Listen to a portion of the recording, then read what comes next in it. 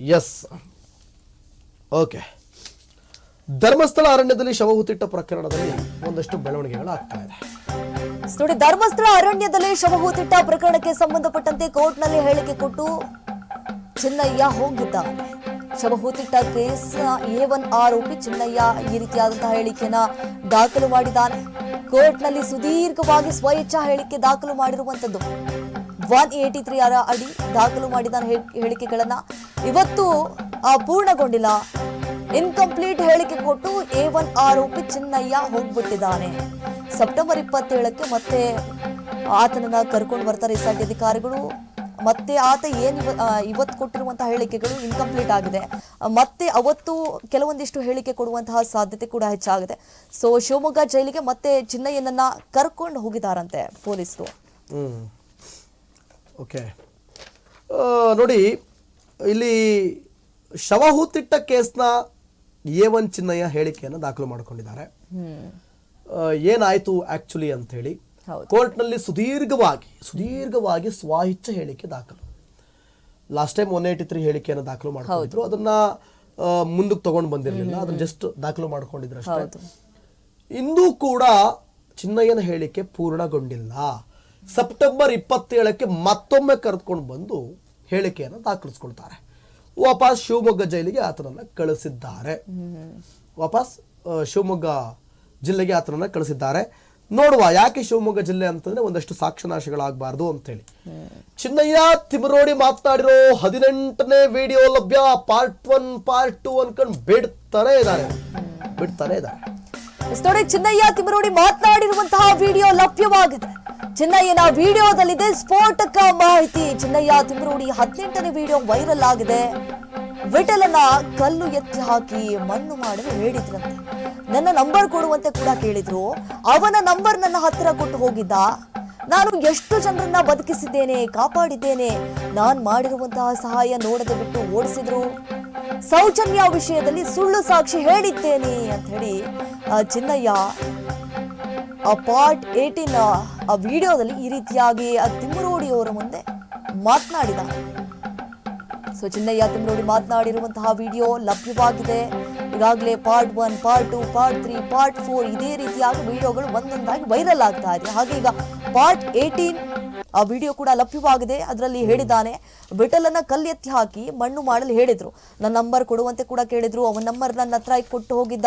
ನಾನು ಎಷ್ಟು ಜನರನ್ನ ಬದುಕಿಸಿದ್ದೇನೆ, ಕಾಪಾಡಿದ್ದೇನೆ. ನಾನು ಮಾಡಿರುವಂತಹ ಸಹಾಯವನ್ನ ನೋಡದೆ ಬಿಟ್ಬಿಟ್ಟು ನಾನು ಓಡಿಸ್ಬಿಟ್ರು. ಸೊ ಸೌಜನ್ಯ ವಿಷಯದಲ್ಲೂ ಕೂಡ ನಾನು ಕೆಲವೊಂದಿಷ್ಟು ಸುಳ್ಳು ಸಾಕ್ಷಿಗಳನ್ನ ಕೂಡ ಕೊಟ್ಟಿದ್ದೇನೆ ಅನ್ನುವಂಥದ್ದು ಆ ಒಂದು ವಿಡಿಯೋದಲ್ಲಿ ಕೂಡ ಚಿನ್ನಯ್ಯ ಹೇಳಿದ್ದಾನೆ. ನೋಡೋಣ ವಿಡಿಯೋ ನೋಡೋಣ.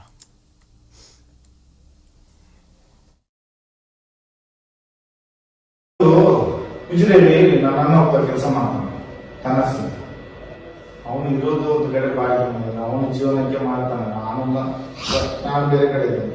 ಅವನ ಹೋಗಿ ಕೇಳ್ತಾನೆ, ನೀವು ಅವತ್ತು ವಿಠಲನ ಅಂಗಡಿ ಮೇಲೆ ಒಂದು ಏನೋ ಗೊತ್ತಾಗಿದ್ದಲ್ವ, ಅದು ಯಾರಾಯ್ತು? ನೀವು ನಾ ಸಣ್ಣ ದುಡ್ಡು ಇಸ್ಕೊಡ್ತೀನ, ನಾನು ದುಡ್ಡು ಇಸ್ಕೊಡ್ತೀನ. ನಾವು ಹೇಳ್ತೇವೆ ಹೇಳು, ನೀನು ಅವತ್ತು ವಿಠಲ ಕಲ್ಲಿಟ್ಟು ಹಾಕಿ ಚಚ್ಚಿ ಅವನೇ ಮಣ್ಣು ಮಾಡಿದ್ದು ಅಂತ ಹೇಳ್ಬಿಡಿ. ನಾನು ಸಣ್ಣದಾಗಿ ದುಡ್ಡು ಇಸ್ಕೊಡ್ತೇನೆ ಅಂತ ಹೇಳಿ ಅವನಿಗೆ ಹೇಳ್ತಾನೆ. ನನ್ನ ಅಣ್ಣನಿಗೆ ಮತ್ತೆ ಹೇಳಿ ಅವನು ಹೇಳ್ತಾನೆ, ಆ ವಿಷಯದಲ್ಲಿ ನಾನಿಲ್ಲಪ್ಪ, ಅದು ಯಾರಿದ್ರು ಅವರನ್ನು ಕೇಳಪ್ಪ, ನಾನು ಆ ದಿವಸ ಊರಿಗೆ ಹೋದ್ರೆ ನನಗೆ ಗೊತ್ತಿಲ್ಲ ಅಂತ ಹೇಳ್ತಾನೆ ಅವನು. ಅದ ನಂತರ ನನ್ನ ನಂಬರ್ ಕೇಳಿದಾನೆ. ಚಿನ್ನ ನಂಬರ್ ಇದ್ರೆ ಕೊಡು ಅಂತ ಕೇಳಿದ್ದಾನೆ 2 ವರ್ಷಗಳು. ಆದ್ರೆ ಅವನಿಗೆ ನಮಗೆ ಜಗಳ ಆಗಿದೆ. ಅವನು ಹೇಳಿದ್ದಾನೆ ನನಗೆ ಗೊತ್ತಿಲ್ಲ ಅಂತ ನನ್ನ ಅಣ್ಣ ಹೇಳಿದ್ದಾನೆ. ನನ್ನ ನಂಬರ್ ಕೊಡು, ಅವನಿಗೆ ಫೋನ್ ಮಾಡಿದ್ಯಲ್ಲ ಅಂತ ಹೇಳಿ ಅವನ ನಂಬರ್ ನನ್ನ ಅಣ್ಣನ ಹತ್ರ ಕೊಟ್ಟು ಹೋಗಿದ್ದಾನೆ. ಇವತ್ತು ನಾನು ಬಂದು ಹೇಳ್ತಾನೆ, ನನ್ನ ಅಣ್ಣ ಹೇಳ್ತಾನೆ, ನೀನು ಯಾಕೆ ಬಂದೆ ಮನೆಗೆ, ಹೊರಬೇಡ ಮಾಡ, ಇನ್ನೇನು ಬಂದು ಹುಡ್ಕೊಂಡಿದ್ದಾರೆ ಹಾಗೆ ಹೀಗೆ ಅಂತ ಬೆಳಿಗ್ಗೆ ಹೇಳ್ತಾ ಇದ್ದಾನೆ. ಏನೆಲ್ಲ ಮಾಡ್ತಾರೆ ನನಗೆ ಇದೇ. ಈಗ ನಿಮ್ಮ ಒಟ್ಟಿಗೆ ಒಂದು ಫೋಟೋ ಹಾಕಿ ನನ್ನ ಒಟ್ಟಿಗೆ ತೆಗೆದದ್ದು ನಿಮ್ಮ ಹತ್ರಕ್ಕೆ ಬರೋದಿಲ್ಲ. ಸತ್ಯ. ಆದ್ರೆ ಯಾವ ಇನ್ನು ಇವತ್ತಿಂದ ನಿಮ್ಗೆ ಏನಾದ್ರೂ ಇಷ್ಟ ಆಯ್ತು ಅಂತ ಹೇಳಿದ್ರೆ ಇವ್ರದ್ದು ಕಥೆ ಮುಗಿಯಿತು.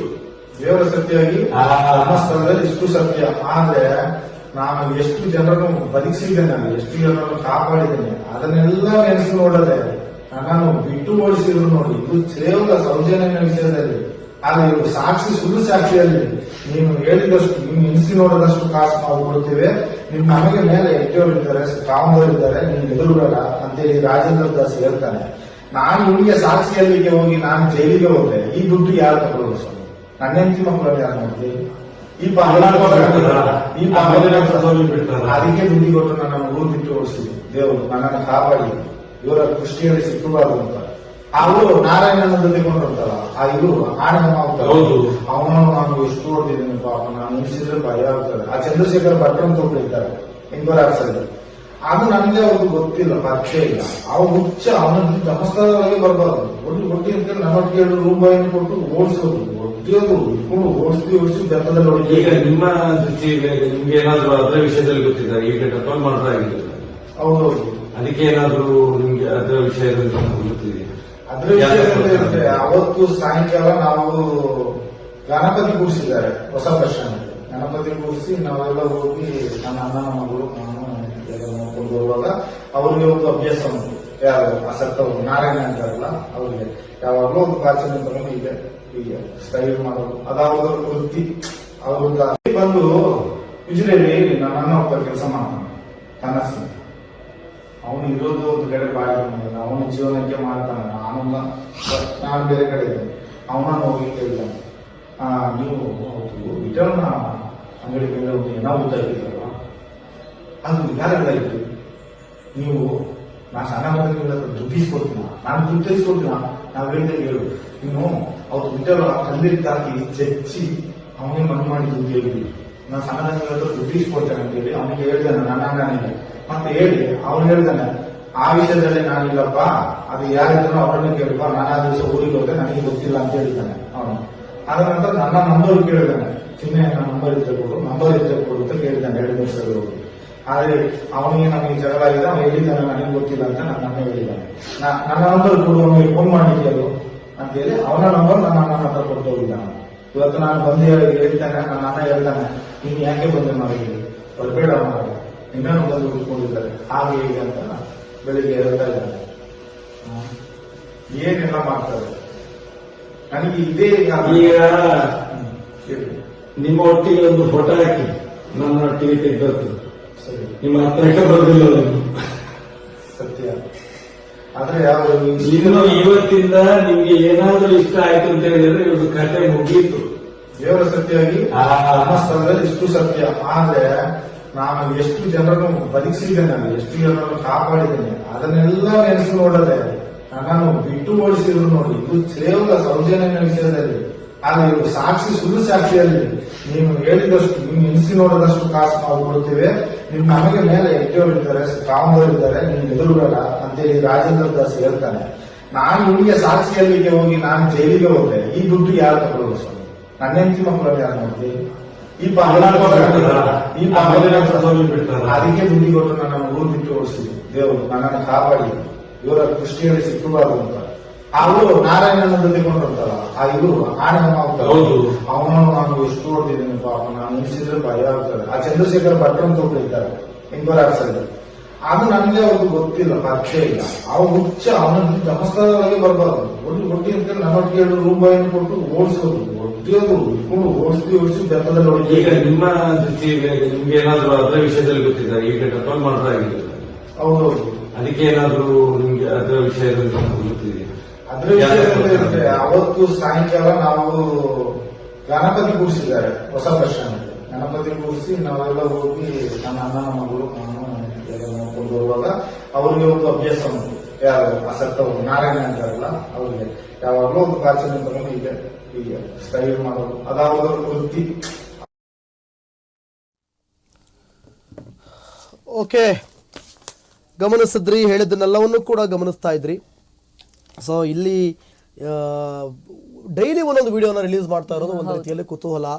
ಆಮೇಲೆ SIT ಗೆ ಕೂಡ ಇದು SIT ತನಿಖೆಯ ವಿರುದ್ಧವಾಗಿದೆ ಈ ತರ ವಿಡಿಯೋ ಬಿಡ್ತಾ ಇರೋದು. ಯಾಕೆ ಈ ತರ ವಿಡಿಯೋ ಬಿಡ್ತಾ ಇದ್ದಾರೆ ಅನ್ನೋ ಮೂಲ ಉದ್ದೇಶ ಏನು ಅನ್ನೋದೇ ಗೊತ್ತಾಗ್ತಾ ಇಲ್ಲ. ಇವರೆಲ್ಲ ತಗಲಾಕೊಂಡ್ಬಿಡ್ತೀವಿ ಅಂತನೋ ಅಥವಾ ಚಿನ್ನೈನ ಮೇಲೆ ಎಲ್ಲ ಎತ್ತಾಕೋ ಗೊತ್ತಾಗ್ತಾ ಇಲ್ಲ. ಓಕೆ, ಮಹೇಶ್ ಶೆಟ್ಟಿ ತಿಮರೋಡಿ ಅಕ್ರಮ ಶಸ್ತ್ರಾಸ್ತ್ರ ಹೊಂದಿದ್ದ ಪ್ರಕರಣ ಇಂದು ಕೂಡ ವಿಚಾರಣೆಗೆ ಹಾಜರಾಗದ ಮಹೇಶ್ ಶೆಟ್ಟಿ ತಿಮರೋಡಿ